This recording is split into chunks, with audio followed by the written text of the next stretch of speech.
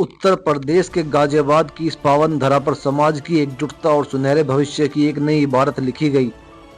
मौका था 12वें जाट युवक युवती परिचय सम्मेलन का। अध्यक्ष अरुण चौधरी भुल्लन के कुशल नेतृत्व में आयोजित भव्य कार्यक्रम में न केवल समाज के लोगों को एक मंच पर लाने का काम किया, बल्कि आने वाली पीढ़ी के रिश्तों की नींव को भी मजबूती दी।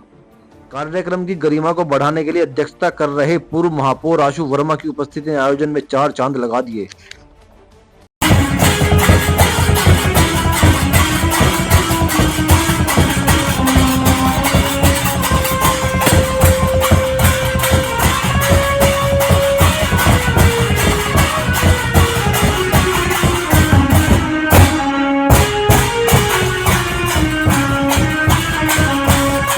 रिश्तों के मिलन के साथ साथ यह मंच समाज के गहन मंथन का भी गवाह बना। कार्यक्रम के बीच समाज के गणमान्य व्यक्तियों और प्रबुद्ध जनों ने एक विशेष बैठक की, जिसमें समाज में घर कर रही कुरीतियों और फिजूल खर्ची जैसे विषयों पर गंभीरता से चर्चा की गई। कार्यक्रम में मुख्य अतिथि के रूप में महाराजा सूरजमल शिक्षण संस्थान के अध्यक्ष श्री कप्तान सिंह जी उपस्थित रहे।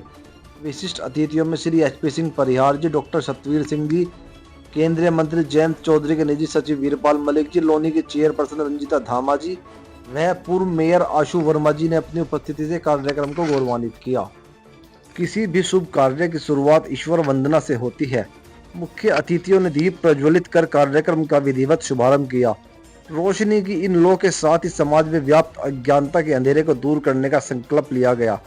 इस अवसर पर पूरा पंडाल जाट समाज के जयकारों और उत्साह से गूंज उठा।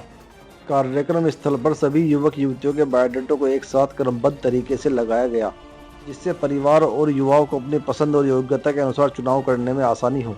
इस पारदर्शी व्यवस्था का उद्देश्य यह था कि लोग बिना किसी संकोच के एक दूसरे के बारे में जान सके और सीधे संवाद कर सके।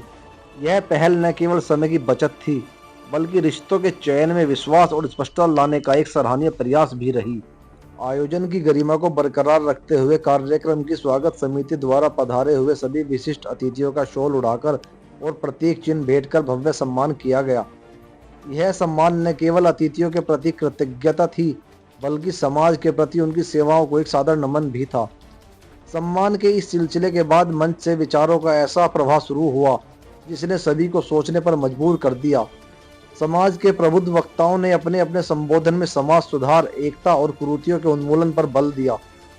इन विचारकों ने न केवल समाज की वर्तमान स्थिति पर मंथन किया, बल्कि जाट समाज के सुनहरे और प्रगतिशील भविष्य का एक रोड मैप भी जनता के सामने रखा। कार्यक्रम का एक सबसे महत्वपूर्ण और प्रतीकात्मक पड़ाव वह रहा जब मंच पर मौजूद सभी अतिथियों ने एक साथ मिलकर 12वें परिचय सम्मेलन की स्मारिका पुस्तिका का विमोचन किया।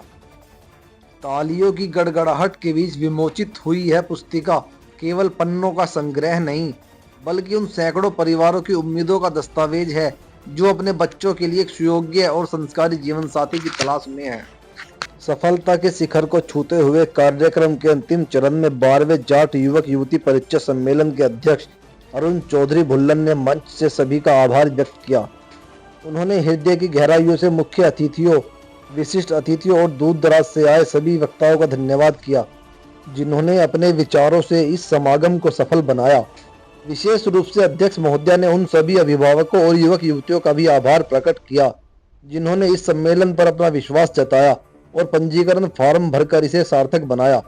अरुण चौधरी भुल्लन ने अपनी पूरी टीम और कार्यकर्ताओं की मेहनत को सराहते हुए संकल्प लिया कि समाज हित के ऐसे कार्य भविष्य में भी निरंतर जारी रहेंगे। कोई भी व्यक्ति अकेले नहीं कर सकता और नाम से पहले किसी का हुआ।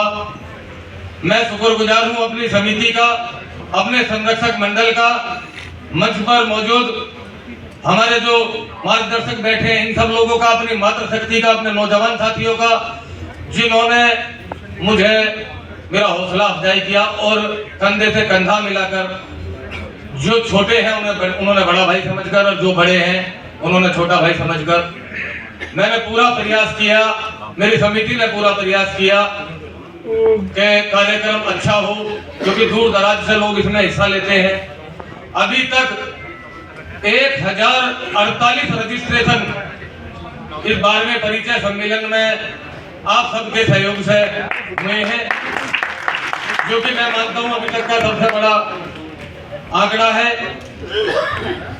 जो भी साथी दूर दराज से आए, किसी के मान सम्मान में यदि ठेस पहुंची हो, मैं किसी का नाम ना ले पाया हूं, तो मैं हाथ जोड़ के उससे क्षमा मांगता हूं, क्योंकि भूलवश ऐसा हो जाता है। ऐसी कोई मेरी भावना आप मत समझना।